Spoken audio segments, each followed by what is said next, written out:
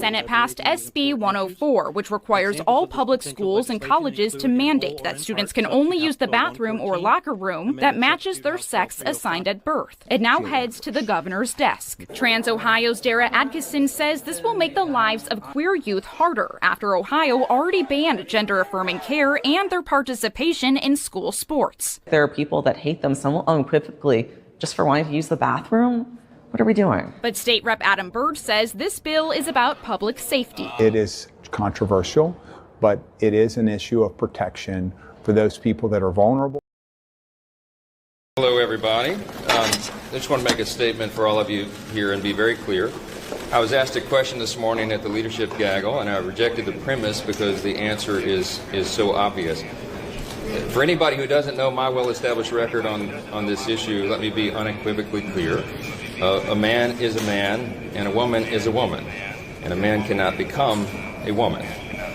That said, I also believe, that's what Scripture teaches, what I just said, but I also believe that we treat everybody with dignity. And so we can do and believe all those things at the same time. And I wanted to make that clear for everybody because there's lots of questions. But that's where I stand. I've stood there my whole life, and those are facts. What happened to my body, my choice when it comes to vaccinations in the Biden administration? And in 2020, President-elect Biden said he would not demand vaccine mandates.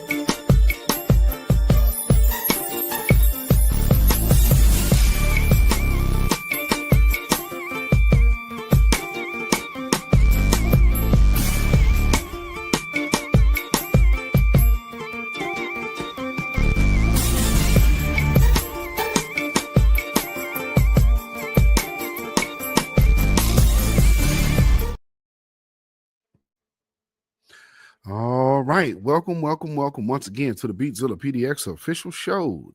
This is the Midweek Report, and I am your host, beatzillapdx officially. And this is the Midweek Report, and we're talking about the root. The root says Kamala Harris is the most influential African American. I mean, and that's why I wanted to make sure I put the headline in the thumbnail, so you know it is so clearly real and visible, so you can see it for yourself, and it is not made up. And this is the picture that they use. They have, of course, Kendrick Lamar in the middle, Simone Biles to one side, and Kamala Harris on the other.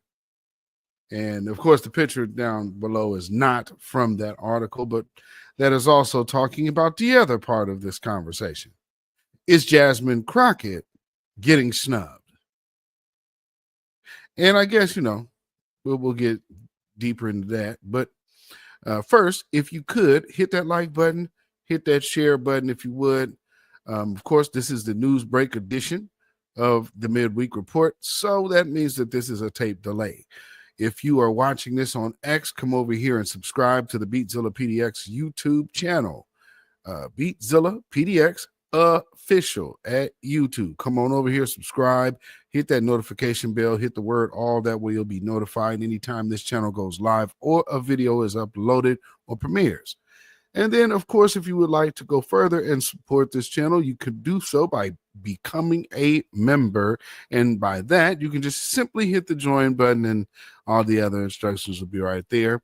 And as the members can tell you that they actually preview the videos, a lot of the premieres before the general public. So some, it may even be a day depending on, my schedule or whatnot. But with that being said, thank everybody for tuning in. I appreciate you spending your Wednesday evening here.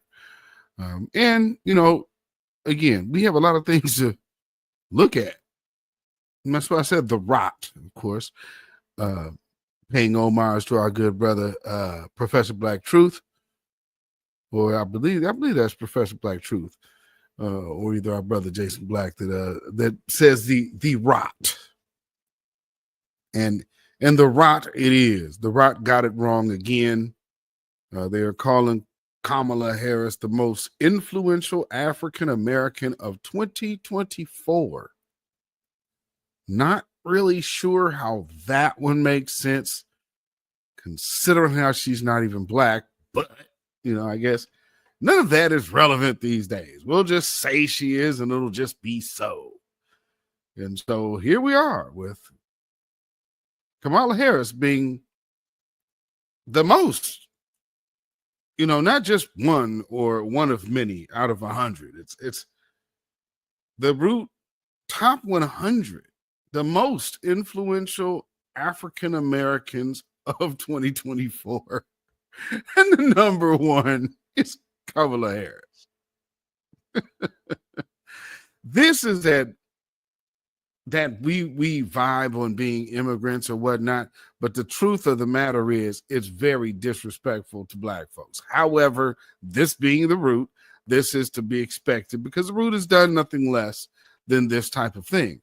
What's funny, though, is, when you think of like how Fat Joe and what was that Dr. Cologne dude who were pushing Latinos and Puerto Ricans created hip hop 50-50 with blacks and blah, blah, blah.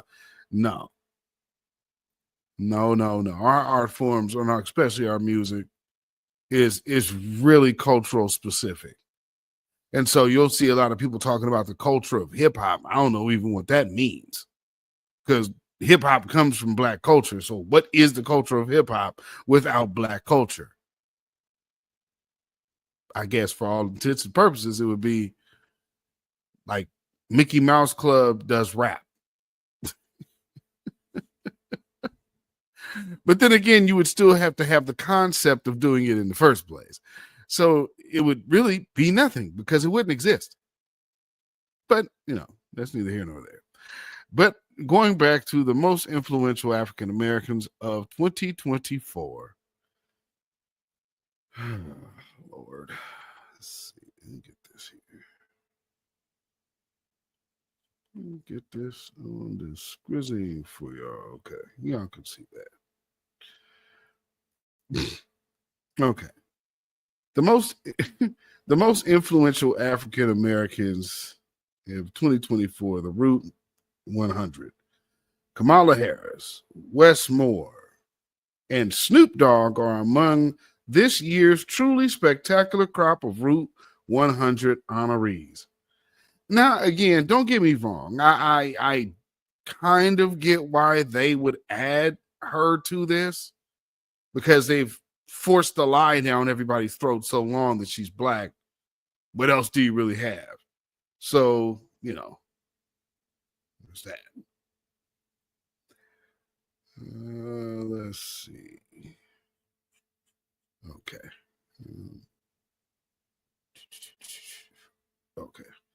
Okay, so this has been a banner year for Black excellence. Whether it's politics, entertainment, science, or business, Black folks have dominated the culture. We're celebrating all that we've achieved this year with the 2024 Route 100. There's no shortage of legends, pioneers, influencers, and rising political stars to honor this year. So we're jumping right in with the groundbreaking, history-making number one choice. I'll say number one, groundbreaking, because you picked somebody who's not even Black. So yeah, you really breaking the mold here. Kamala, look at the hair. Let's just take that one. What Black woman look like this? Where? This Indian woman you looking at? I mean, she don't even have any Native American features. So I mean, there's like zero connection here. Vice President Kamala Harris made history in 2024 by becoming the first Black and first South Asian woman to run for president of the United States. No, actually, that would have been in 20. Well, what was different in 2020? Since she made history in 2024.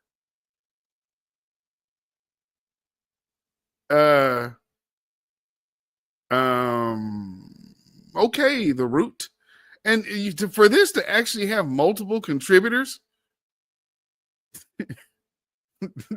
this is interesting. She ran and miserably lost her campaign in 2012. So I guess, they worded that wrong. She's technically the first Black, well, I'm sorry, she's not Black, but she's the first South Asian nominee for president. But they definitely, well, I guess even with this mix, but she did that in 2020. So again, yeah, you guys are kind of missing the mark there. After President Joe Biden shocked the world by his late July announcement that revealed he would not be seeking re-election. Oh, yeah, what a shocker. Nancy Pelosi was out there on TV blaring the sirens. Oh, no one could possibly think that they were going to make him get out of office, with Nancy Pelosi basically saying as much so on the news. So that was going out before the public. They could have did all of that in private. Why do you think she was on the news saying that? Because they knew exactly what was going to take place. They were just bracing America for it. Let's see. He revealed he would not be seeking re-election. Harris picked up the torch and regalvanized the Democratic Party. Harris's career has always centered democracy and public service. She was elected district attorney of San Francisco in 2004. Let's just go back to what you just said there, Root. Harris's career has always been centered democracy and has always centered democracy and public service. She was elected district attorney.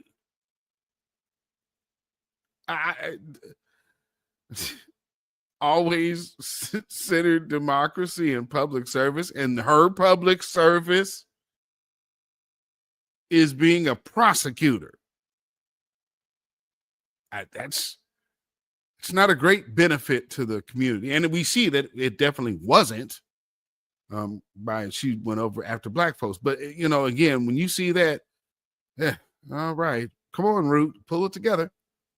She was elected district attorney in San Francisco in 2004, and 6 years later, she was chosen as Attorney General of California, where she oversaw the largest state justice department in the country. So she's a happy, proud prosecutor to a system that was booming based off of the laws Strom Thurmond and Joe Biden were writing. That's very interesting, isn't it?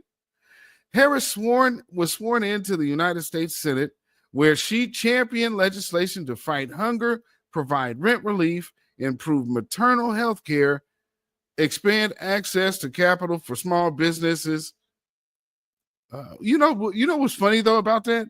When we played that video where she's sworn in to the Senate as the first Indian woman, there was no mention of black. And that's funny how they actually mentioned she was sworn into the Senate, but she was not sworn in as a African American or a black woman. She was sworn in with all of the other Indians who were being sworn in that day.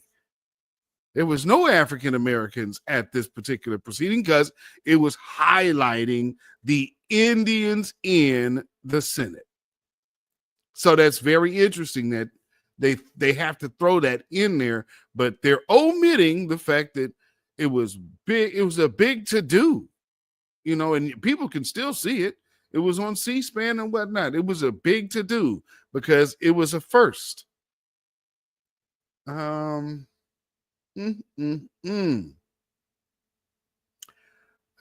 see.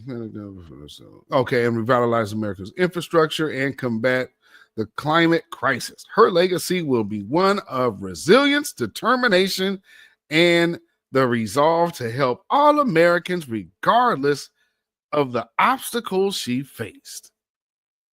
And I'll just leave that there.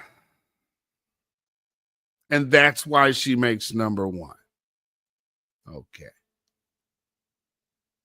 In the story that you're literally giving about this woman, one of the big accomplishments is her being sworn in as the first Indian. One of the biggest things about they tried to make an issue in this last election was Donald Trump keeps bringing up her race. And here's the root. Trying to sidestep the fact that, well, clear it's by omitting that part that openly says, that you were changing or manipulating facts. Oh, and that's another thing when they say Trump brought in alternative facts. No, that was Hillary Clinton. Alternative facts is Hillary Clinton. I don't know where y'all got that from, that was Donald Trump. That is Hillary Clinton. Alternative facts. What?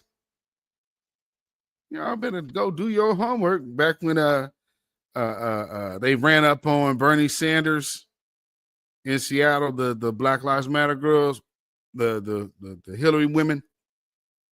See, that's when that's a whole nother story.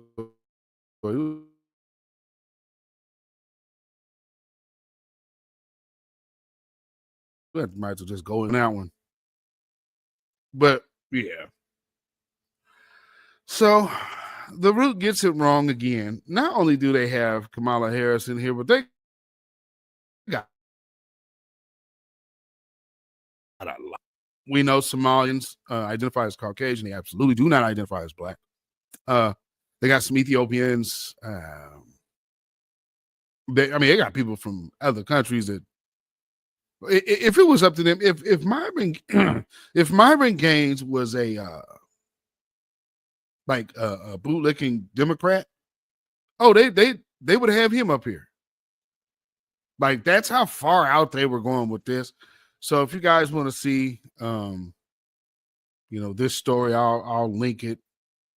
I'll put the link in the description so you can go look at it at your leisure. But remember, they were doing the because I did that broadcast here. How they were telling you that Donald Harris was a African American. So that's how, when they were trying to introduce her back in, I think this was like 2016, or it might even be earlier than that. And so back then they were talking about her dad was an African American. They wasn't even saying he was Jamaican. So when people are talking about her history of flip-flopping, please, this is what we're talking about. And then here you don't even mention that she's the child of immigrants. You're calling her an African American. So again, further trying to get around the part, and then you call her black. That's really Bush League, man. That's really Bush League root. But I guess really nothing. Expect nothing less than them. But that's why at the end of the day, all of y'all were saying that Biden is so good, and he's in greatest health, and he's most definitely the best option. Family, this is who the people like the root were telling you we were crazy for not supporting.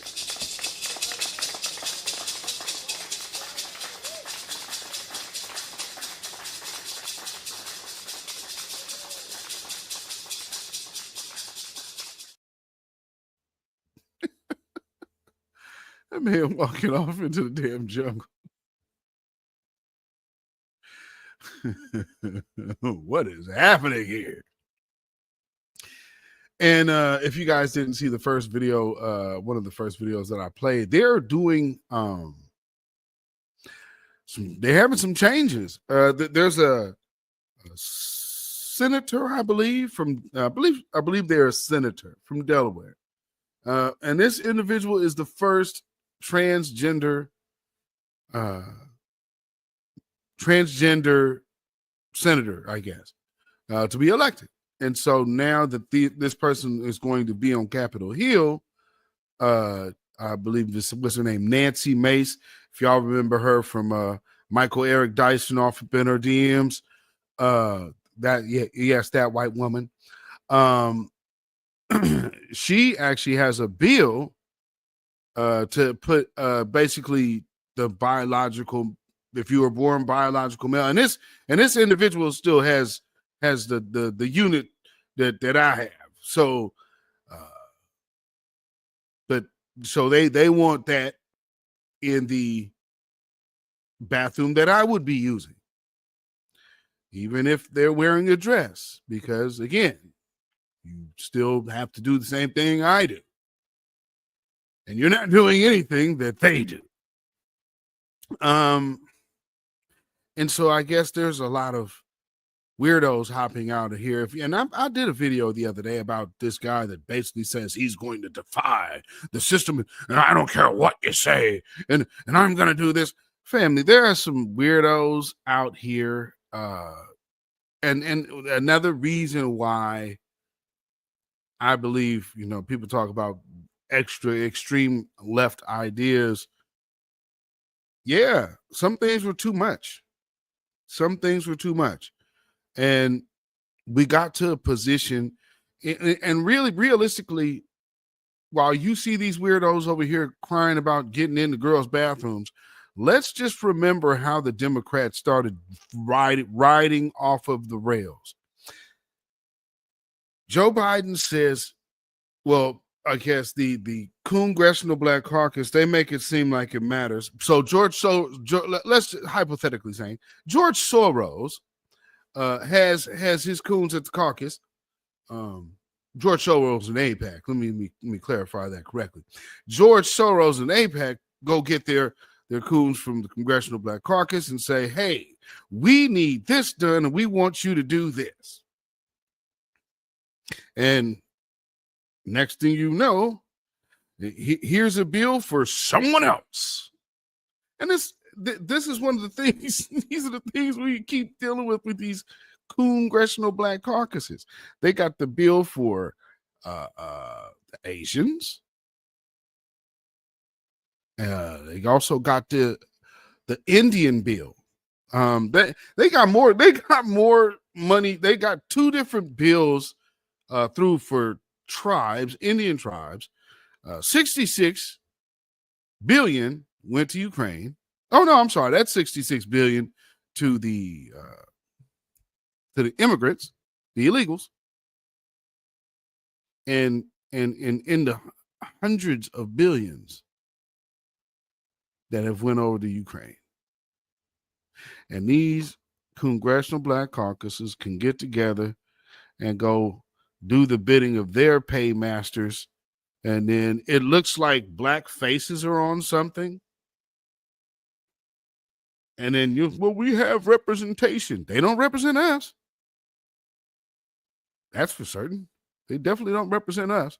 But these people get, all 70 folks of them, they get together and won't do nothing for us at all. And they the ones that were lying to us, fussing at us left and right about supporting Joe Biden. Joe Biden sucked. Kamala Harris sucked even worse than him. But I guess, with the thought of it being a woman, that was so enticing to certain groups, some certain niche groups. But sheesh, the fact that you got, like I said, you get them together and say, hey, Joe Biden, what we need to do is we need to do the identity politics thing. And so we need a woman and we need a black woman. Well, we got down in Florida, we got this cop. She's black. I believe she's tied to Caribbean somehow.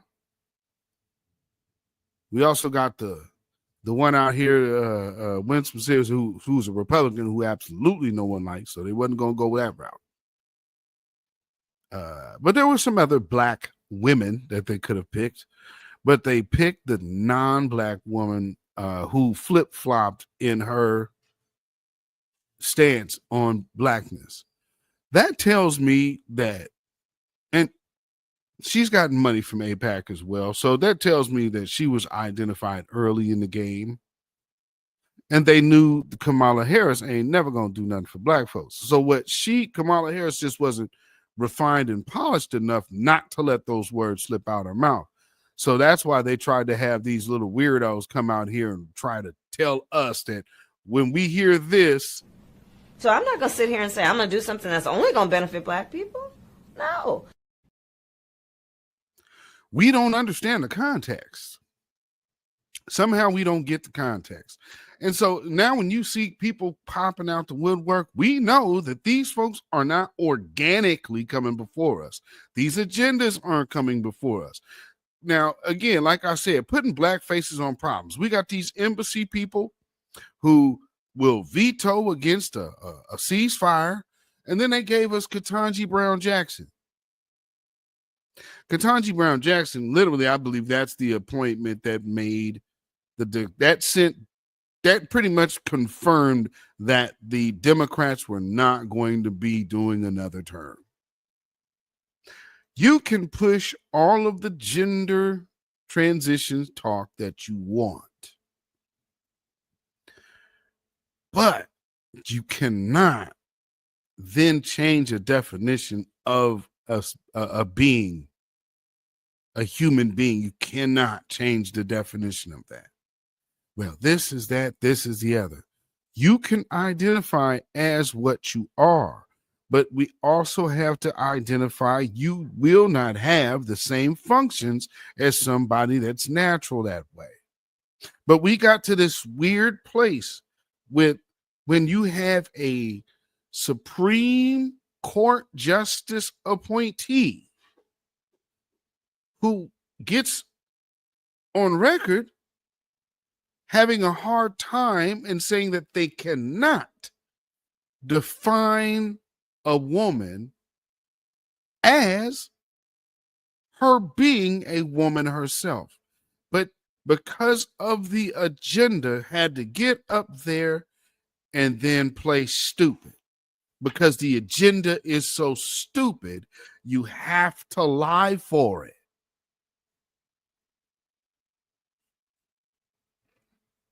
That's a shame. That is a shame. Your agenda should not be that trash that you have to lie for your agenda. But as we have seen, that's what's been going on.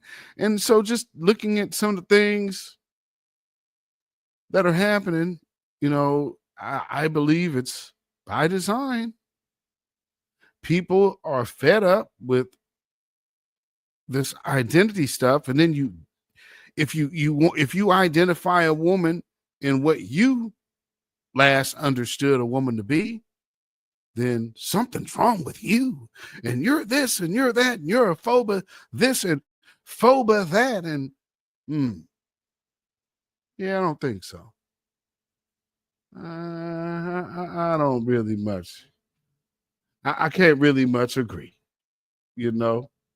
But let me see. Let's see what else I need to play you here. Yeah, God said I would play this again too. So, like I said, these people come around, and they don't mean us no good. They don't mean us no good. And look at the Uncle Luke's. The folks who have tried to come around to the grassroots and try to either blend in or disrupt what the grassroots has going.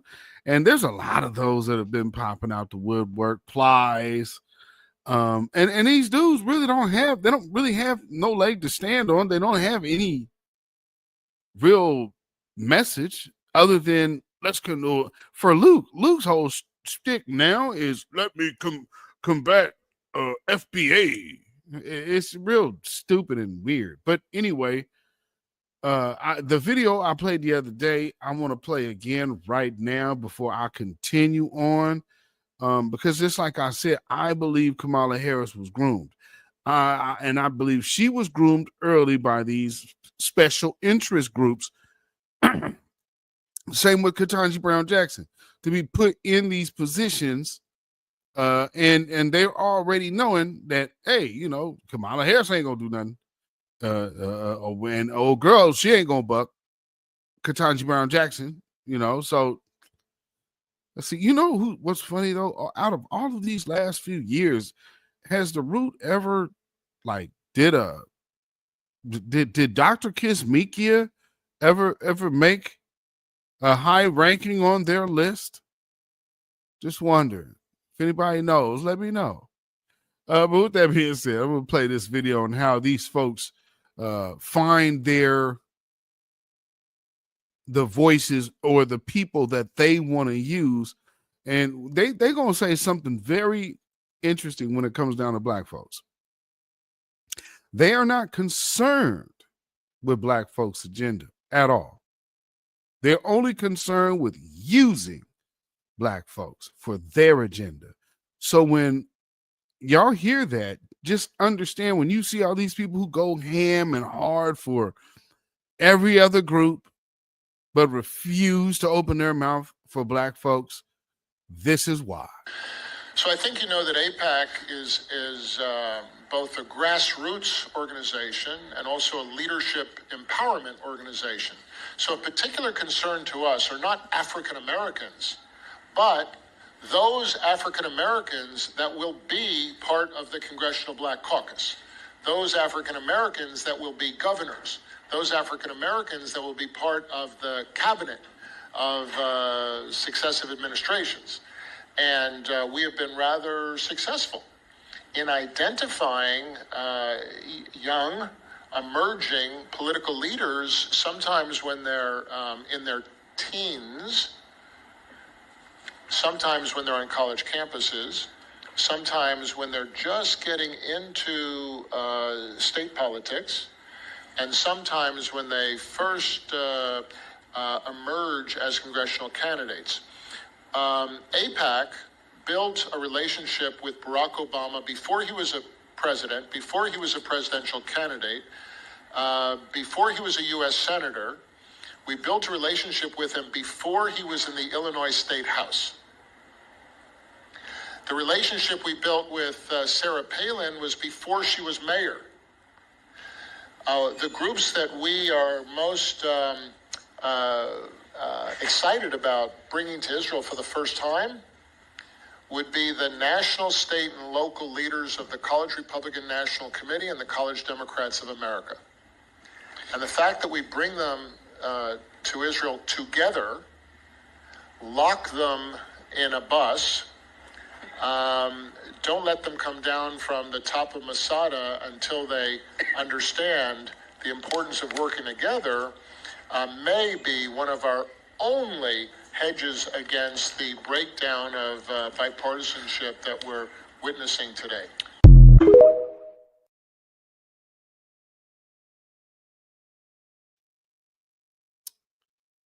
That's crazy. That is crazy. Now, something else I want y'all to understand. Now, that tells you right there, the people that you see in front of your face, they really don't care about the people. That ain't what they doing. And if you fooled yourself to think they were, please, please, please, please, please, please, change your mind now and understand those folks definitely did not have your back. I don't understand why I've seen so many videos of Black women talking about white women, you all on your own now. I'm confused.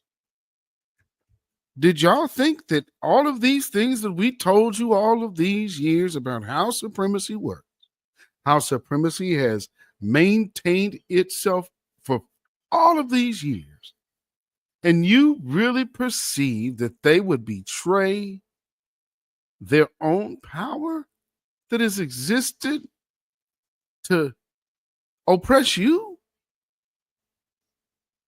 just because you both have the same genitals? That is so foolish. That is so foolish. What does that say about how you view your community? What does that say about how you view your men or the children of your community? But most importantly, what does that say about you? You look to team up with I don't understand it. I've seen some of these sisters out here like, oh, y'all on your own.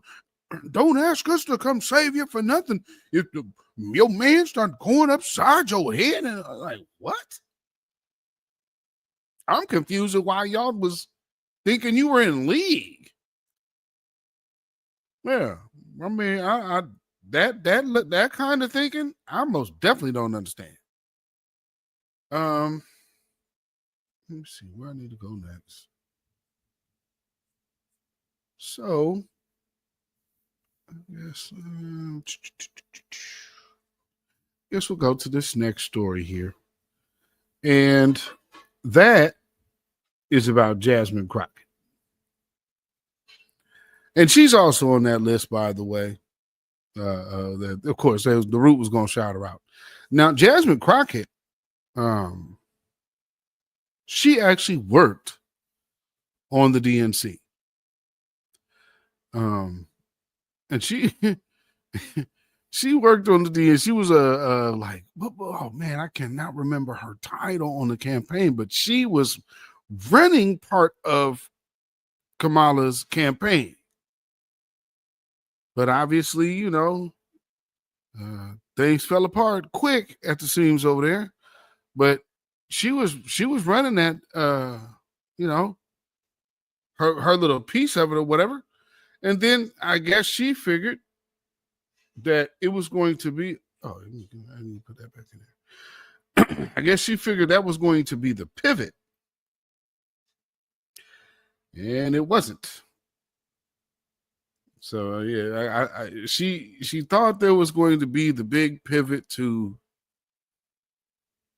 a position of power in the under, and I'm assuming she was doing this with the under the impression she would probably get shown this love, even if it was Joe Biden.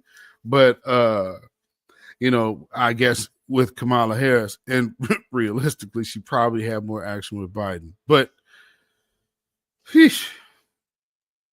nonetheless, look at this story. I seen this, I was like, pfft.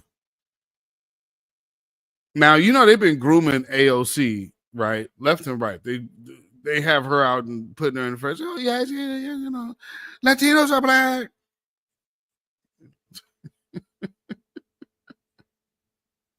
You know what I'm saying? Latinos are black. Well, she's getting all love, and people are talking about, AOC might run for president. Yeah, who knows? That'd probably be that'd be a horrible idea. But with that being said, at the same time, Jasmine Crockett, you would have thought, oh yeah, because she's the one with all the recent viral moments, kind of going big, right? Well, it looks like the Democratic leadership, I guess they figure they ain't gonna have them another Barack Obama. You ain't finna put that on them. So, yeah, House Dem TV star Jasmine Crockett struggles to break into leadership. That is funny. That's funny. Okay.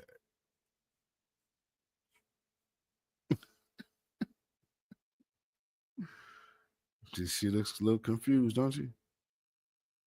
Representative Jasmine Crockett at the House Oversight Committee, January 4th. Okay. A rising Democratic star and cable TV mainstay is facing strong headwinds in her 11th hour effort to take down one of the House Democrats' senior leaders. And actually, obviously, this story was written before the events played out. So Jasmine Crockett absolutely lost to the white woman. But anyway, why it matters, despite Democrats failing to take the House back from Republicans. House Minority Leader Hakeem Jeffries' inner circle is on track to stay basically intact. State of play, the race between Representatives Debbie Dingell of Michigan and Jasmine Crockett of Texas to be chair of the Democratic Policy and Communications Committee is one of the House Democrats' only contested leadership races. Dingell, the 70-year-old incumbent DPCC chair, has served in Congress since 2015 and is the widow of congressional icon John Dingell. Crockett, 43, is going into her second term and has become known as a fierce political combatant of Republicans and an MSNBC regular. That's not a boost. We're talking about a politician. You're talking about TV star. That is pretty much, that's a slight for somebody who's not paying attention to begin with. Yeah, that one right there is a slight. Like, oh well, yeah, she's always on TV and stuff. She's actually a representative of Texas, but she's a TV star. She reality show, love and hip hop star Jasmine Crockett, basketball wife Jasmine Crockett. I mean, good Lord. Axios throwing a little shade on the sub side, huh? What we're hearing, lawmakers from across the Democratic caucus told Axios that Dingell is seen as the clear favorite going into the election on Tuesday. While most said they like Crockett's personality and admire her communication skills,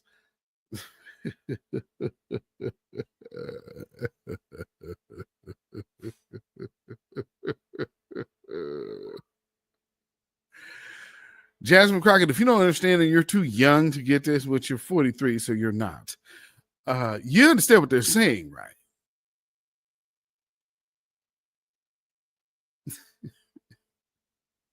You speak so well.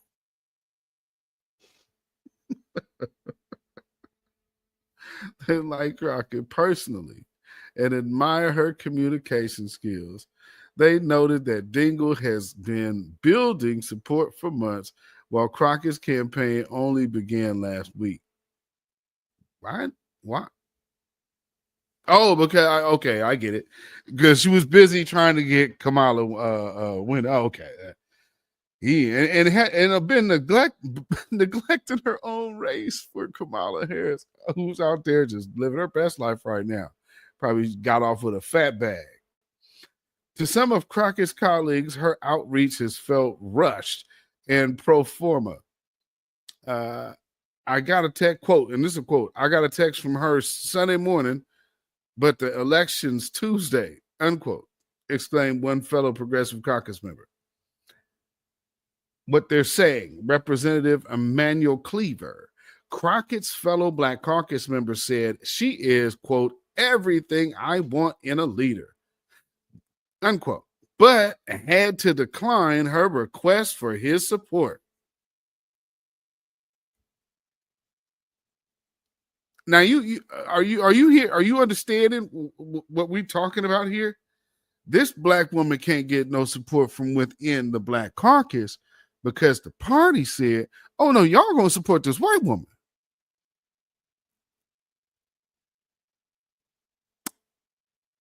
Just showing y'all how this works. Yeah. Ooh, I like you personally, but endorse you against her? Yeah. No. Sorry, yeah, you're a great kid, man, but no. Wow. I told her she waited kind of late. I made a commitment to Dingle. Clever, or is it Cleaver? Yeah. Cleaver told Axios. Many Democrats know that Crockett is known in the caucus primarily for her TV appearances. Wow. Quote, the outward facing stuff doesn't always pay off, unquote, said one senior House Democrat. Now, are we going to hear, why are we hearing, oh man, the sexist and the misogynist? Come on, Sonny. Sonny Holston, this is your lane. Oh, they're sexist and they're racist and they're stuck in the old boys club and they're sexist and they're racist. Right?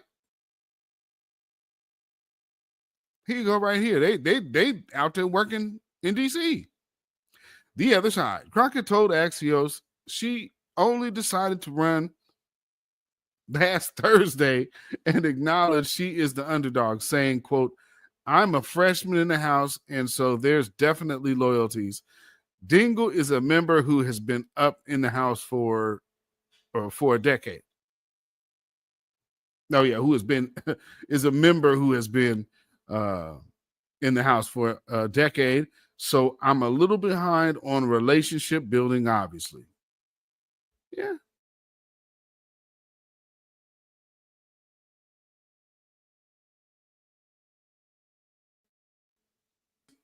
Urging colleagues to vote for who is the best in this moment, adding, if there's one thing that I'm known for, it's my ability to communicate. Oh, Lord. Zoom out. Crockett is predicting her run in a large part on the perceived messaging failures in the 2024 election and the argument of younger Democrats that the party must do a better job of using new technology and media. I guess that means using technology and using new media.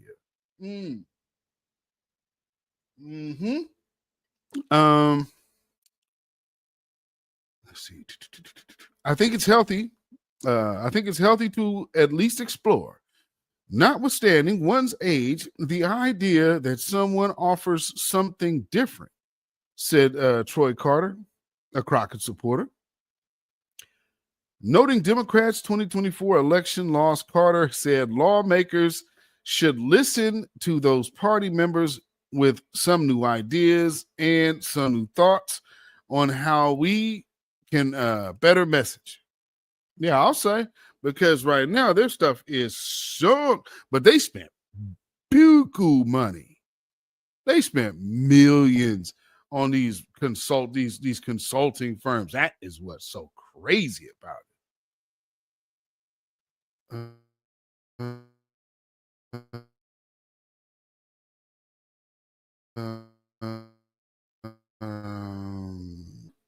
Uh-oh, where'd it go? Okay.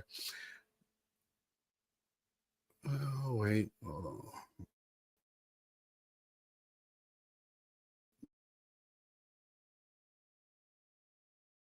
What? Just hopefully we're there. Okay. Looks like it's back to where it's supposed to be. Okay. He pointed out to Representative Maxwell Frost, or he pointed to Representative Maxwell Frost, the Gen Z congressman who is seen as a shoe-in to become one of the DPCC's 3 co-chairs. The bottom line, in a member election, you do have to work members, and she hasn't done enough to do this point, said one House Democrat. Okay.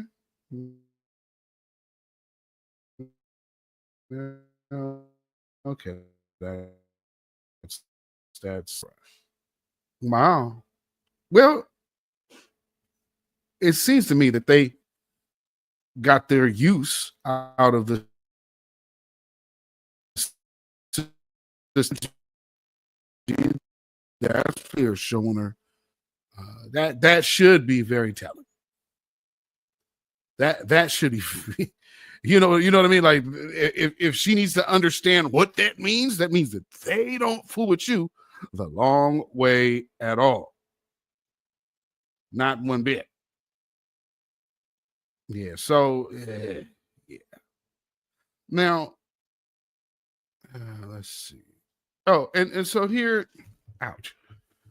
Let me see. Let me play some of this stuff. That some of the reason why Democrats as a whole are just absolutely a disaster. And I'll start with Jasmine Crockett. And hold on, I need to just in here. Let's get Jasmine on in here. Okay.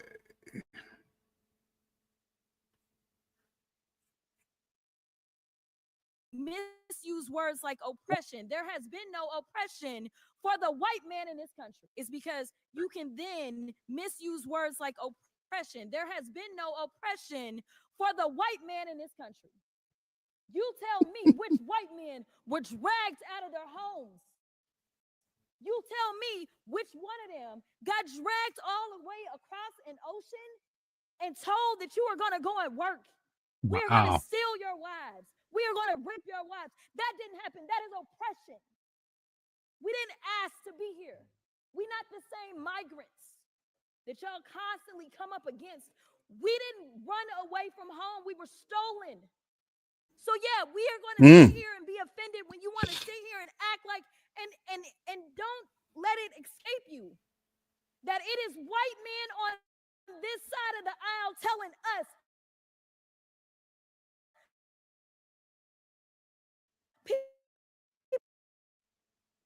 that y'all are the ones being oppressed, that y'all are the ones that are being harmed.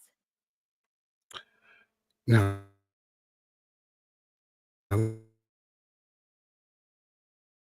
This is interesting. No, but how did you conflate that with the conversation? We're not the same migrants that y'all constantly come up against.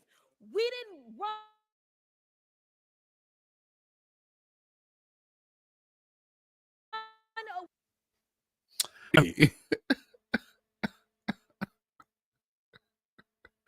Now that is kind of funny.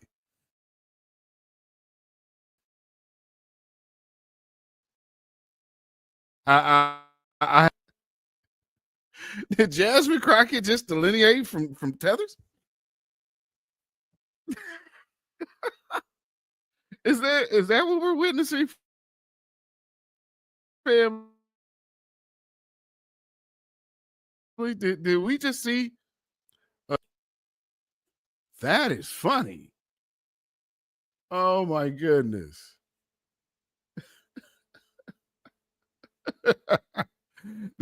That's delineation at its finest, family. Ooh, yeah, don't be like this guy.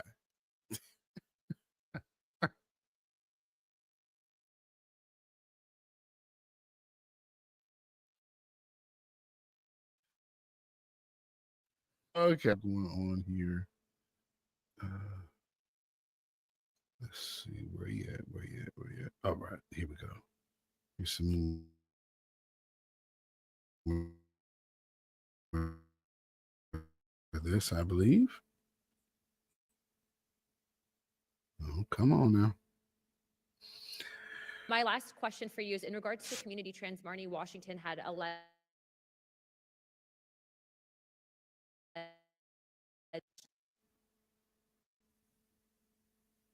what was put into a system that would mitigate these interactions if they felt that it was dangerous.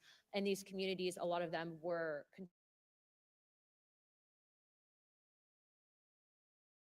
conservative and Trump support. FEMA had created an amendment that had stated that those people had made them feel uncomfortable, and that was the reasoning for them passing over these homes. What can you tell me about community trends in regards to this allegation? Our disaster assistance teams, part of what they do is go out into the community to understand what the impacts are and to understand what the survivor needs are.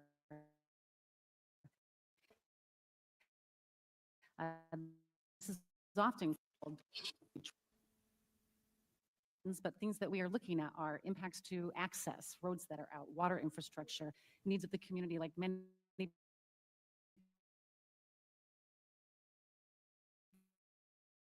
places around South Carolina. If I can just interrupt you real quick, how many people have been impacted by avoidance and de-escalation? Do you have a number for that just nationally, or is there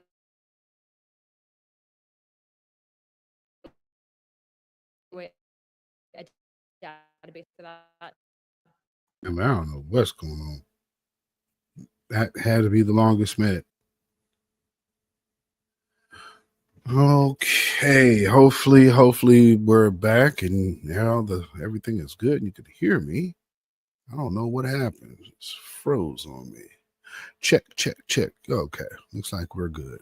All right, so that was one particular hearing.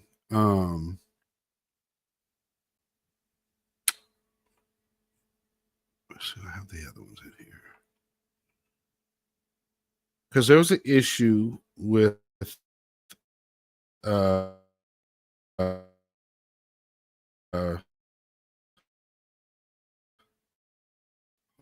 Homeland Security, not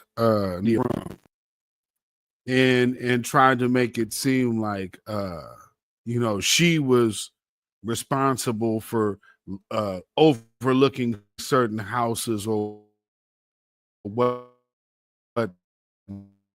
not following protocol that they had already established. That's the cold part about it. She was just following the protocol that they had, to be like, well, we didn't have that mandate. It's like, but you actually, and they allowed this black woman to sit out there with no protection. I say no protection. I mean, like you're putting her out there to say, hey, Trump, this woman, she's the one responsible who did that to you. None of us had anything to do with it. We're going to go back to ourselves over here, and that's so black woman, sister girl, much how it happened. And then luckily that woman spoke up for herself and has been telling the truth about how that was the mandate. And these folks really need to explain it to people what was going on. Let me see if I have some of that. If that's okay. Okay.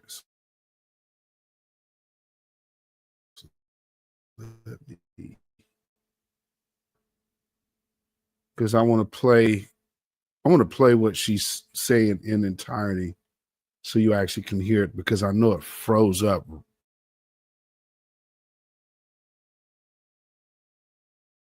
terribly. So let's get this in here. Okay.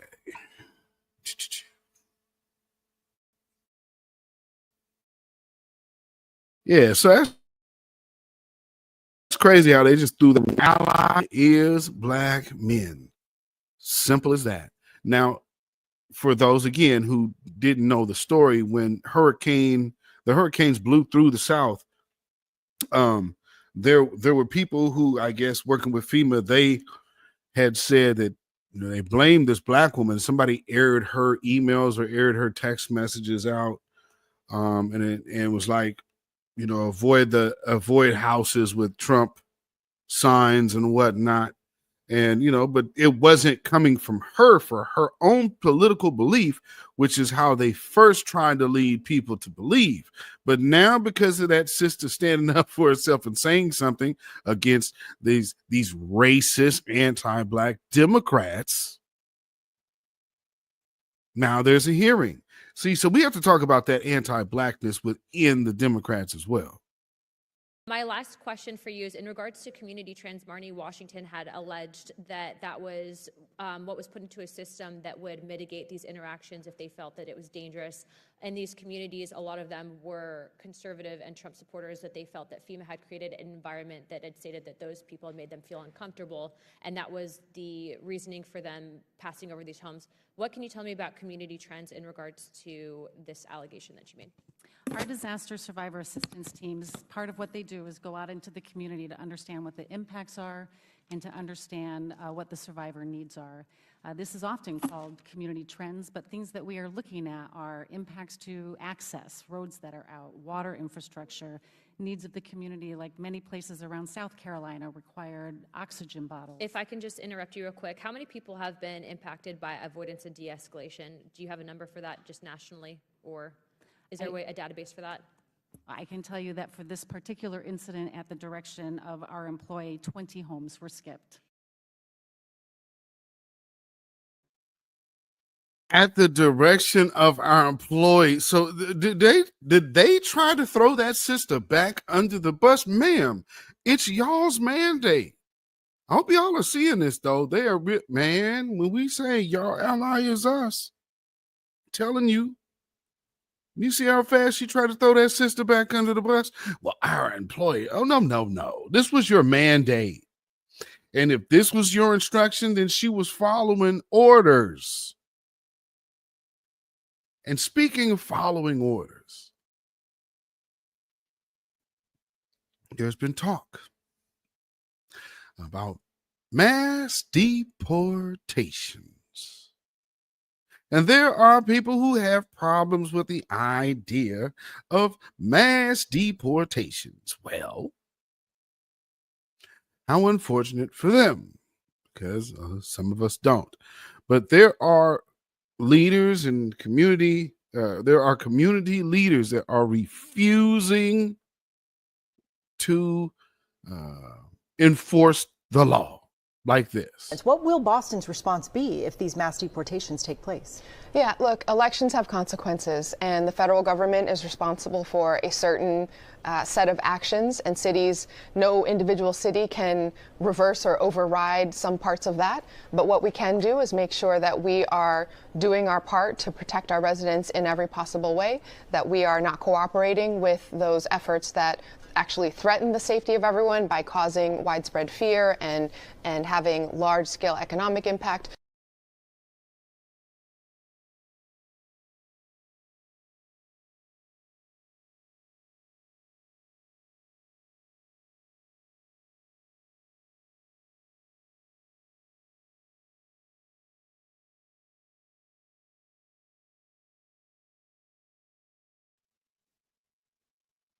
Okay.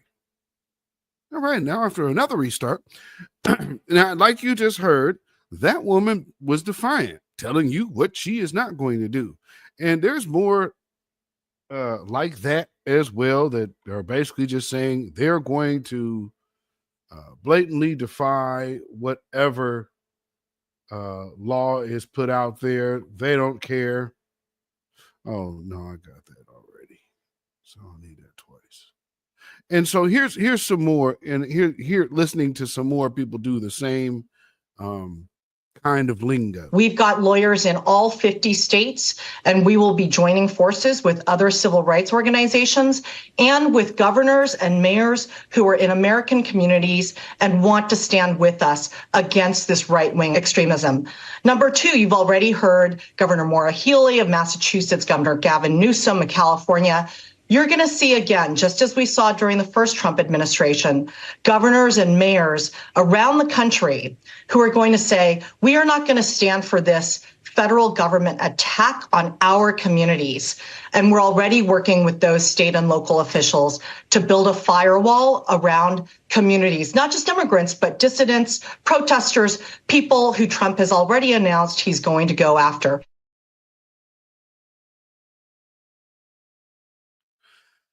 Wow. Well, one thing that he should be going after is a bunch of illegals. And that makes sense because illegals have created nothing but a consistent problem in this country, and it makes no sense. Now, even in LA, they pulled some mess, and they're over here. Remember them,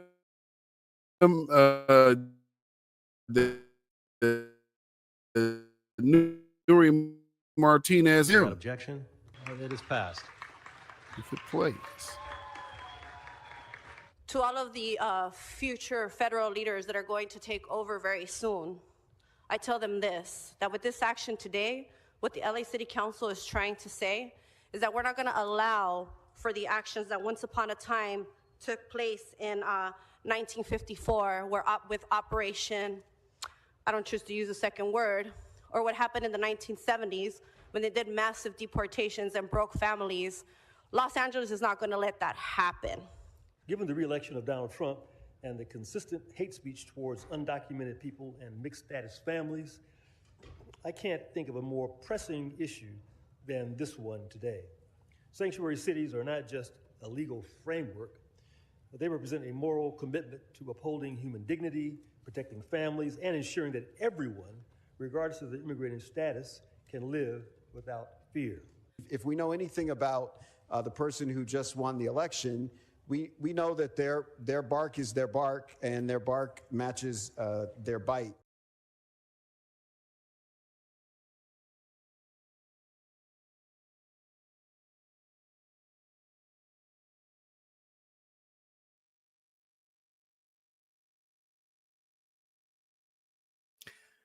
Wow. One of the things about that is this is California with the same sabotage reparations. But here they are telling you that they are going to defy the federal government to protect illegal invaders, but wouldn't stand by black folks for justice. Matter of fact, went out of their way to undermine and sabotage foundational Black American freedmen, the descendants of chattel slavery. You sabotage the reparations movement in California. And here are these black politicians in California trying to talk about morality to other groups. And you dogged out your own. These people are scumbags. And I hope you guys are seeing that. This is why AIPAC pays so many of these people and all these other special interest groups. These black politicians do not represent black people, black culture, black empowerment. They were a black face, not even in a high place. And pretty soon, that's why you've seen the influx of the Fat Joes. And now it's going to be more AOC. And then they're going to try to start blurring the lines of blackness again, doing this. I'm proud to be a bartender. Ain't nothing wrong with that. There's nothing wrong with working retail, folding clothes for other people to buy. There is nothing wrong with preparing the food that your neighbors will eat. There is nothing wrong with driving the buses that take your family to work. There is nothing wrong with being a working person in the United States of America, and there is everything dignified about it. Good grief. Ain't nothing wrong. Ain't no sister girl. Yeah, that's right. Snaps in a circle, girl. Yeah. What the hell? So she's going to be the next one coming through to blur the lines. But make no mistake, Jasmine Crockett is a little dark for the likes of the DNC upper echelon. We've recently seen the Native Land podcast, who doesn't even know what they're going to do next because they've invested all of their time on shilling for the Democrats, that being that the Democrats have now shown them the truth, which they've already shown them, and we have been stressing that that was the truth in the case for this long. Now, all of a sudden, for some reason, now they see it. It's evident. Tiffany Cross is up there crying. You got Angela Rye, looked like she's been crying for days. And they're just realizing that this party that they've invested so much time into didn't allow them to escape their blackness. Their gender didn't allow them to escape their blackness. And at the end of the day, when it comes down to this trans issue, just like the Win with Black Women, you collected over $1 million to hand it over to people who are not going to do good by your community, and used Black efforts to get paid. You guys went out there and donated and donated and donated. They ran off on the plug twice. And there's quite a few of you Democrats that are still trying to say, well, she ran a flawless campaign. No, she didn't. And the numbers show you she didn't. The numbers of her campaign also show you that she's terrible with finance. So that is also a problem averted, especially when the main issue for Americans is the economy. But there's, oh no, it's sexism, and you just don't want a woman. You just can't find a woman in leadership. You just don't want a woman in leadership. Oh, you just can't stand it. Oh. Not that woman. It's not about a woman in leadership. It's about that woman in leadership, that she is ineffective. And so many people just have such a hard time understanding that. They have an issue getting, and then, you know, something that Tiffany Cross also said then is how the Democratic Party always leaves the people and forgets about the people on the bottom. And Angela Rye is saying that, and Tiffany Cross interjects and says, as always. And you know, when I hear Tiffany Cross say that on their podcast, it's like, whoa, slow your roll there, sis. As always.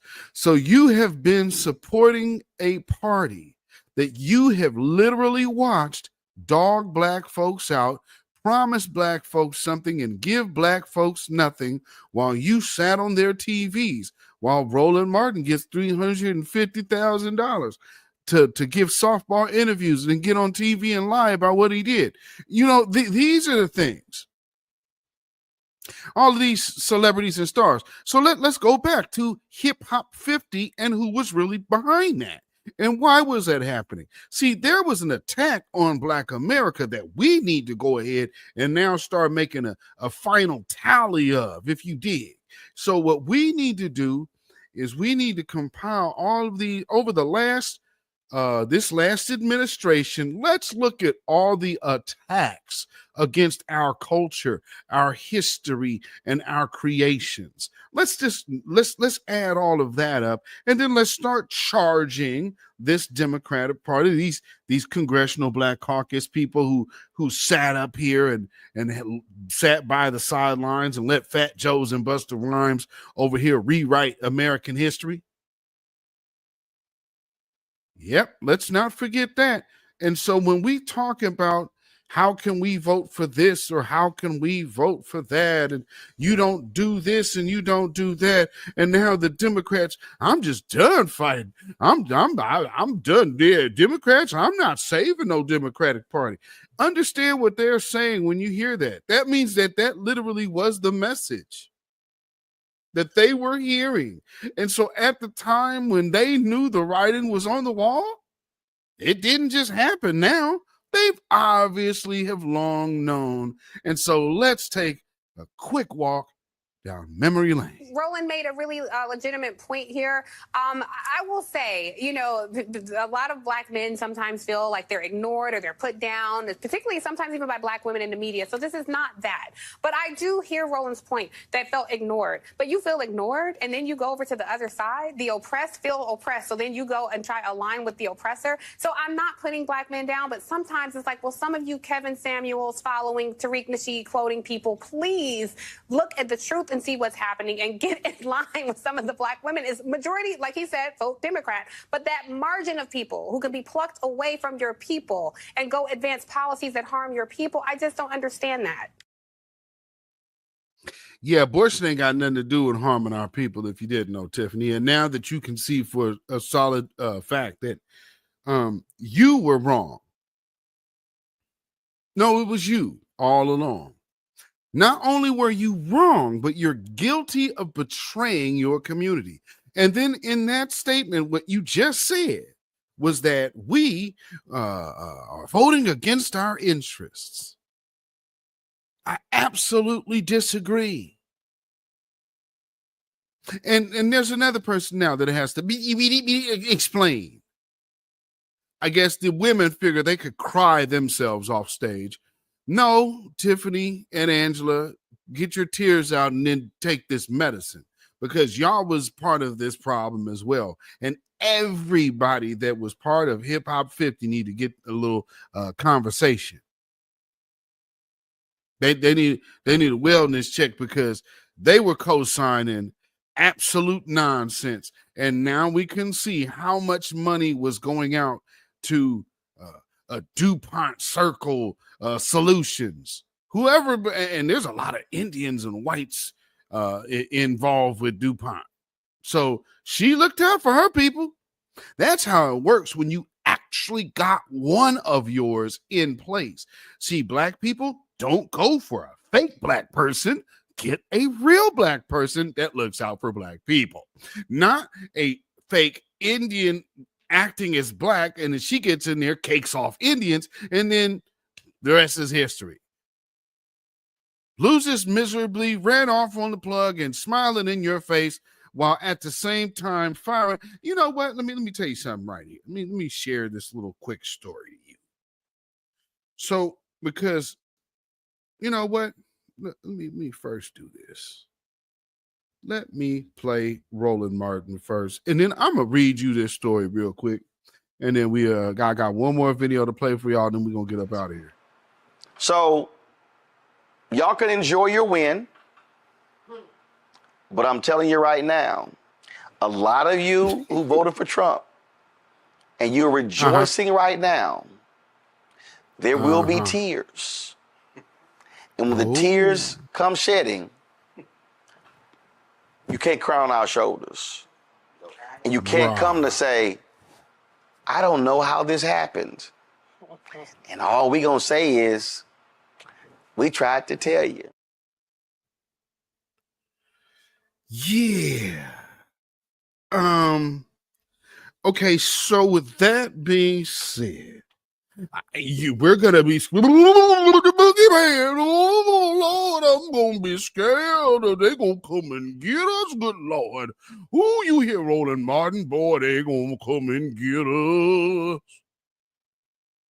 What they gonna do when they get us? I just no, I'm scared though. Well, let me go ahead and share this little story with you real quick about who should be scared. You know, because one headline would say, Democrats. Matter of fact, where is that at? Let me just take a quick look at this headline real quick. Okay, so one headline from the Washington Post: DNC lays off with no severance leave. Staffers scrambling, or no, with no severance, and it leaves staffers scrambling. Union says the cuts were announced starting on Wednesday night and were effective Friday, and the DNC leaders did not tell staff how the layoffs were determined or whether additional cuts were planned, according to the union. In the midst, while that president who kept telling people that they were winning was lying, and now he was resigning. So here's another little, this is thing on MSN. The union representing workers at the Democratic National Committee has accused the party's leadership of a callous betrayal of party values after a sudden announcement of layoffs of permanent employees without severance. Despite record-breaking fundraising, the DNC failed to provide any financial support to those who have tirelessly served the Democratic Party and its mission, said the union in its release. Wow, just imagine. That's actually like them getting done how black folks get nothing for their vote. So they were giving all that energy and getting nothing. They are saying that's a problem. Do you understand them, black voters? You should actually feel the same way they feel. And you should have actually felt that a long time ago before they actually have this situation in front of you. But it is telling you when you're doing all that work and you get disrespected, you should feel some kind of way. They compared the lack of severance to laid off employees with the Harris-Walz campaign, which provided 3 weeks of severance to laid off employees. These cuts go far beyond typical campaign turnover and impact employees who were previously told their positions would be retained after the election, the union claimed. Well, wow. So let me play some of this audio. Member of the DNC's National Finance Committee. Are you hearing that too, that people might not donate as much anymore? Absolutely. Jesse, thank you so much for having me. And I said on Fox a couple of days ago that it was a $1 billion disaster. I made a mistake. It was a $2 billion boondoggle, because I failed to mention that close to $1 billion was raised to the super PAC as well for Future Forward, in addition to the $1 billion that was raised for the campaign. We need serious accounting, and to find out why $4 million went to private jets, millions of dollars went to celebrities, why Oprah was paid $1 million. And don't give me that spiel about how Oprah didn't take personal payment. She could have said,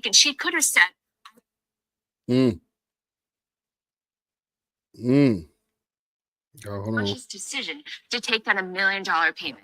So it's totally on her. So you're running the finance team at the Democrat National Committee. And when you hear these reports, we had a guest on the other day, Wolf of Wall Street, says this looks like a money laundering operation.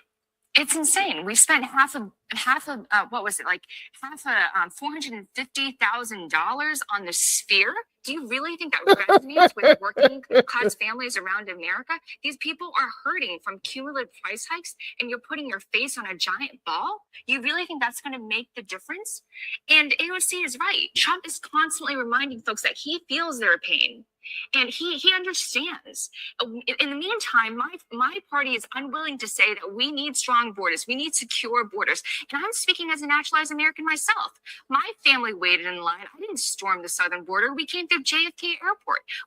apply to be American citizens, and that's a way that you should do it. No one is entitled to be American. Being American is a privilege. It's not a right. You sound like you have a lot in common with Donald Trump. You might want to change parties, Lindy.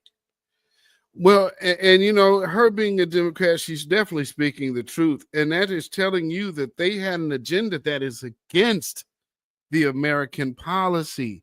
And one of the reasons why they had that agenda is because they were against Black empowerment the entire doggone time.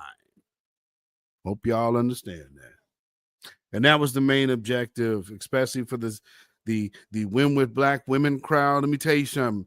They won. Donald Trump won with Black women. Your support helped a very bad campaign be so overtly visible and horrible. What on earth would entice white men and white women in America to vote for Glorilla, Meg Thee Stallion, and Cardi B? How are you going to get them with that?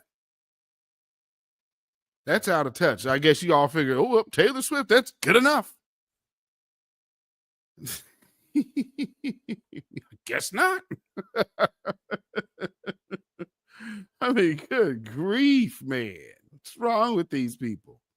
And again, talking about immigration, everybody is so upset about this mass deportation that we are talking about. There's a reason why we need this to happen. And one of the reasons is, look at this debacle. This is why this administration failed so terribly, because this is on their watch. Mr. Secretary, how can you credibly claim that HHS is working to protect these children? And by the way, children we're talking about in the order of magnitude of 400 and something thousand children, which you are dismissing that they are lost. Let me ask you a very specific question, Mr. Secretary. Can you account for the whereabouts of those 400 and something thousand children? The 320,000 that were put in the report by the Inspector General, the 85,000 that we've talked about before in 2023. Do you know where all of these children are and that they are safe? Yes or no? Congressman, as I explained the process, we get these kids when they are referred to us by the Department of Homeland Security. We then provide them with care while they are in our custody. We lose custody of those kids once we find a vetted sponsor with whom they can stay. A vetted sponsor that rapes and murders the people that they're entrusted to? Because you issue a rule that doesn't even do the background check? That's what you think is appropriate care for these children? I yield back, Mr. Chairman. Oh, there's more. That American citizens are getting their 750 and then, yes, struggling through a very complicated process. Now, this is going back to the FEMA situation. And this is something that I found very, very interesting because it ties into the immigration thing, although they wanted to say it didn't. To meet the thresholds necessary to get the aid they need to have housing, food, and shelter, while your agency is contracting with not-for-profits to easily hand out access to those who are here placed here illegally. Do you see the absurdity? Congressman, our mission is to support people, help people before, during, and after disasters. And do you think that there is, ma'am, do you think in responding to an emergency, the priority of government ought to be to ensure that American citizens are triaged and that the services of FEMA are focused on responding to them and their service programs first? Now, here's again, let's reiterate why the Democrats are losing. How she is going, see, the question, I know there's a lot of left-wing people that be, oh man, he's asking these questions. The American public wants to know. Because we did watch what you did, and on top of that, America voted for mass deportations. There were a lot of people that said we are not voting for a person that does not offer mass deportations. So there's that. And no one, you're not going to get the tug on the heartstrings. That's not happening this time. We're talking about, let's see the jet streams going in the air and get this cracking. And so this, again, Democrats, is why you were failing. because here is the question that America wants to know, and it does make sense that you take care of Americans first. So when he asks you a question, you need to be reassuring Americans that they get first priority, because this is an emergency care system and program set up for citizens. I absolutely believe that the services that FEMA provides should be supporting the people that have been impacted by disasters. Should it be? So she's telling you, anybody that's been affected by a disaster. See, she avoided the citizen part. You see what she did there? Because that's telling you the agenda that they have is clearly giving FEMA money. And they said that, whoa, that's misinformation. You heard what she just said. And then to turn around and start going and skipping over houses with Trump signs to give American citizens relief, and then you offered them $750. How does that make sense? Should there be equity in that distribution and response? Should there be fairness in that response? We should make sure that all people have access to our programs and that we Fair enough. Whoa. All people should not have access to our programs, because that is a privilege of citizenship. So when you're not a citizen, you're not entitled to that privilege. And this again is why people are voting against the Democrats. This false entitlement. And people used to say black folks were entitled. We actually are owed, not entitled. This is entitled. You're coming from a whole nother country getting tangibles that citizens aren't receiving. That is treason, if you ask me. This is my time, and I get 2 minutes to do it. So in fairness, do you not see the inequity in those placed here illegally, having taxpayers support a plane ticket, a house, a hotel, food, cell phones, access to health care? Do you not see the inequity that they have access immediately? I want us to be a welcoming nation, but if we cannot respond to those who are living in emergencies, then we do not have the right to claim that we are the Federal Emergency Management Administration. Do you not see the inequity? Congress directed. No, Congress established law. You have to prioritize, triage, and decide. During COVID, there were federal agencies and local governments who were responsible for providing lots of services. We said, in this emergency, you're not going to do that. We told federal employees, get back out onto the ground because you've got to respond to a public health pandemic, and most of them were never involved in public health response. You established the priority. Why can you not say today that the priority ought to have been to make sure that American citizens were getting first response, adequate response, and not distracted response? Why can you not say that? Our priority is the American people, and we administered our disaster programs. And you will not admit to or acknowledge the inequities. I'm not trying to be combative. This is absurd. Today, when you spent some time and my colleagues talk about misinformation, first, misinformation is freedom of speech, whether it's true or not. Facts. But you know what fuels misinformation?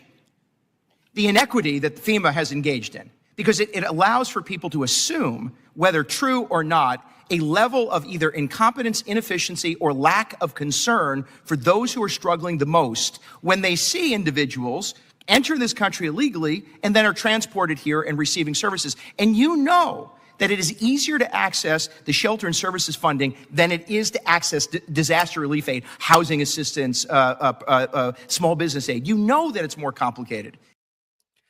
That is absolutely not right. And that's a shame when they all can admit that it's so much easier for illegals to get these benefits, and citizens actually literally have to jump through hoops in the time of an emergency and a crisis. That is insane. When these people are just coming over here to get them some more money. There's not war in their countries. You'd be hearing that on the news every day, and you're not. Because these people are flooding here. There's not enough people to go to war. And then with this AI ever looming, and all of this, the technology they shoving down your throat. Who wants to lose their jobs to people coming in and then to a damn machine? Something's got to give. So at the end of the day, and then here's a situation where you can legitimately see the Democrat agenda pushing illegals over citizens. And this is Barack Obama's FEMA. So when you tie all of that in, and now we're looking at all these army-aged men coming in here, all these army-aged men coming from all these different countries, and the very first thing that they gonna try to throw out there is put some woman in your face talking about women and children will be separated and families will be separated. Families were separated coming into this country because some of these illegals are bringing somebody's kids that they're trafficking over the border, and then go drop them off Lord knows where and never to be heard from again. There's over 400,000 missing children in this process. How many millions of people came over here illegally in the last 4 years? No, we need to see some. And then in the process right before the election, you play politics with disaster relief. That's insane. And that says where the Democrat mind is. And this is the mind of the people who will sit up there and tell you, what's a woman? I can't define a woman. And it makes sense that boy need to be in the girl's bathroom. Oh, don't you dare call him a boy because he's a girl. And America has spoken and has thoroughly told y'all no. And this is why you will continue to lose, because the heyday of the little Nas X train being put over food, gas, and rent is done. Doesn't that in and of itself fuel the misinformation? Yep. Congressman, we are administering that program as directed by Congress. You are not administering the program as directed by Congress. We established the law, we established the provisions, and we expect the person, whether it's the president or the administrator of FEMA, to decide what is and is not priority in response to emergency. And by that very measure, with all due respect, the agency has failed. And it has lost focus. My time is up. I yield back to the chairman.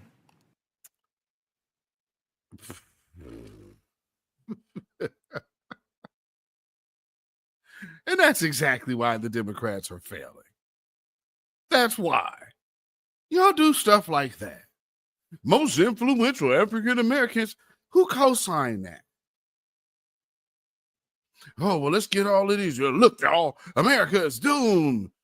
No, I don't think so, man. I do not think so. Why did I just do that?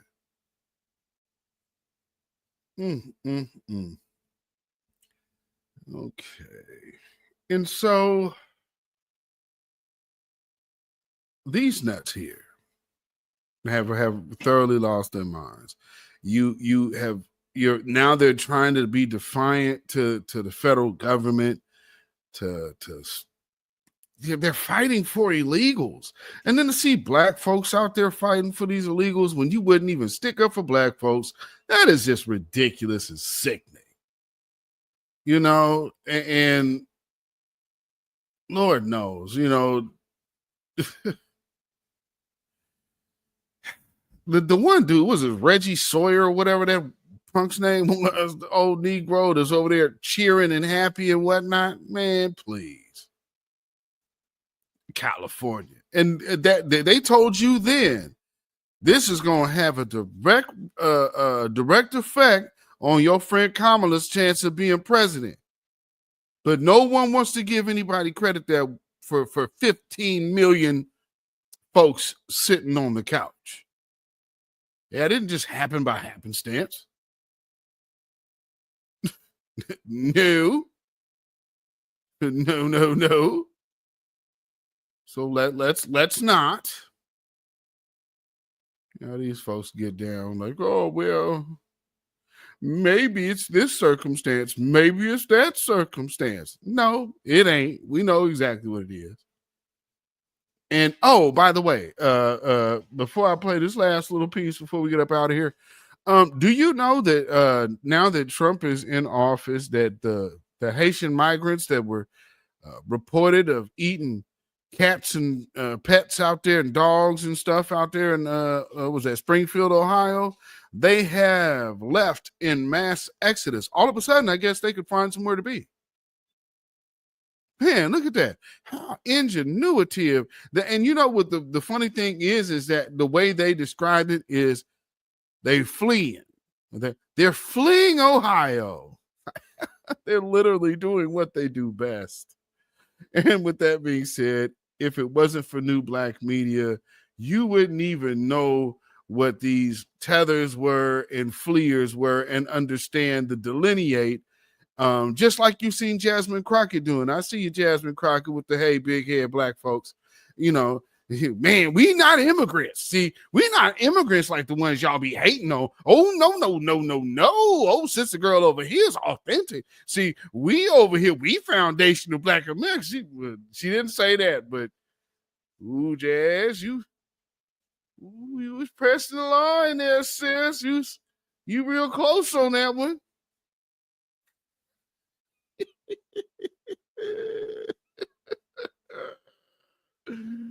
Oh Lord, she real close on that one, ain't she? Oh, and then I can't play through that. I have to play that through something else. So let me play this last little piece real quick, because as the dead black media has seen its failures, it's taken even more of an L. I know Roland Martin won't admit that, but his unethical, his last or most recent blunder of unethical journalism by and he trying to play semantics with it. You can't be the owner and be the journalist. And then talk about that's advertisement. Well, then that means your interview was advertisement, and you did not tell the public as a media entity that was a paid promotion.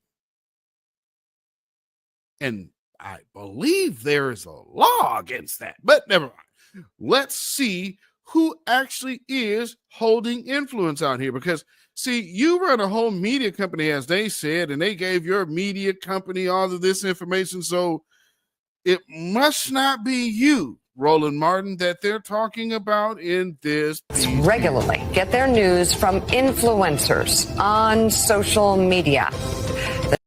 Oh, people get their news from influencers on social media. The number is even higher among younger Americans, with almost 40% under the age of 30 getting their news from those sources. According to the Pew Research Center, the social media site X remains the most widely accessed platform, followed by Instagram and YouTube. I mean, that comes obviously for political news. And Mike, that's the challenge. You grew up in a newsroom, like Gene grew up in a newsroom. I mean, that's a lot of challenge. That's a challenge for a lot of mainstream media sources is, do they make themselves relevant? Legacy media has fallen into the abyss of irrelevancy. And they're trying to say, well, how do we do it? You can't, because you have lost touch with the people. Speak to the donors that pay you. But as far as having any control over the people, that day is gone. No, you guys have lost that gusto. That's a wrap. So, you know, there's that. But let me hear a little more what they're about to say. But I just wanted to play really the first part. Relevant again to hear 20% of adults who actually get influencers on social media. I don't know maybe somebody who makes baskets, and while they're making baskets, they look up and say, vote for candidate X. I don't know how they make them. Yep, and that's why you guys are still losing, Joe. And see, again, oh man, maybe they're weaving baskets. No, that ain't what that means. That means they're getting their media, their news from new media. In this case, especially new black media, which has been the catalyst for a lot of the change, and especially sparking what rearrangement or realignment they're going to have to do over here at the Democratic Party, that is definitely the doing of the new black media. So I don't know what y'all talking about what you don't know. Oh, maybe there's just somebody basket weaving. No, they ain't basket weaving. They coming over here listening to the news. That's what they getting right here with the new black media. And so with that being said, this thing has changed up so much that, family, let me just play this one more time before we go. This thing has got sister girl, the one who was going to be the next, but obviously she's seeing the writing on the wall that she might just be a little bit too dark for their taste to elevate.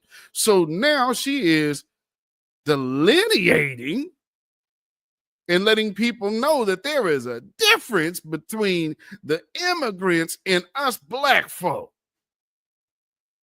So before we go, one more time for the one time, Jasmine Crockett. It's because you can then misuse words like oppression. There has been no oppression for the white man in this country.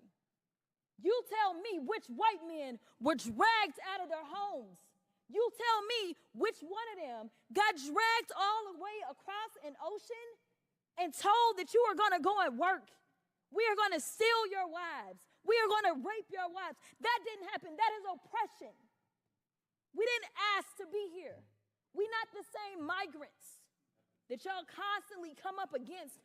We didn't run away from home. We were stolen.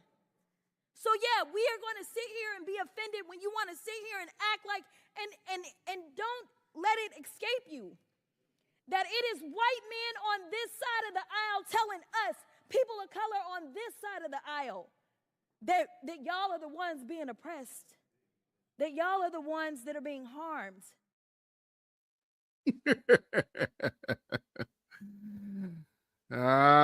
Yeah, when that writing hits the wall, boy, let's again, black women, black men are your allies.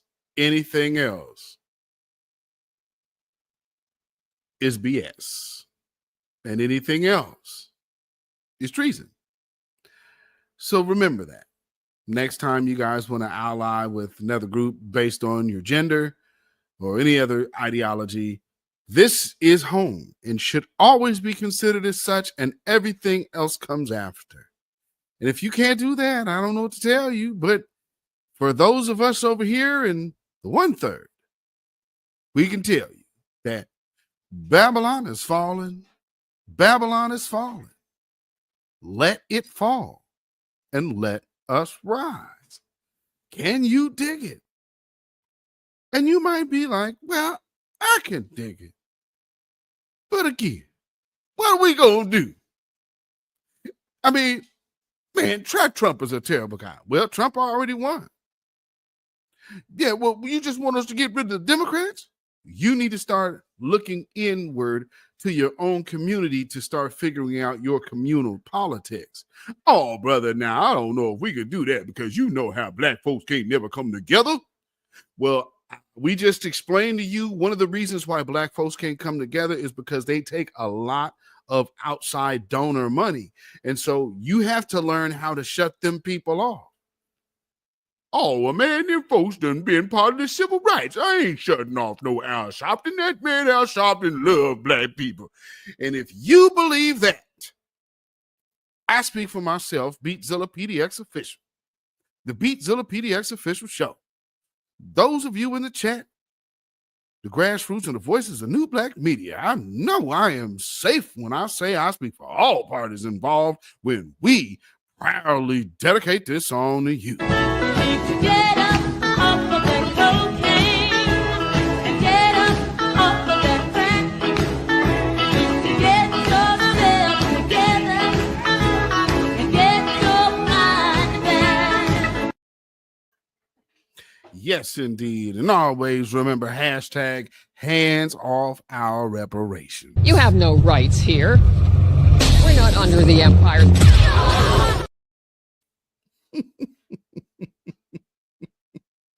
And with that being said, family, understand we owe nobody nothing, man. And they crying and whining about these mass deportations. And I say, Hashtag fire up the jet. Happy birthday, we're celebrating you today. Like Dr. King holiday, we ain't gonna do any work today. Happy birthday today.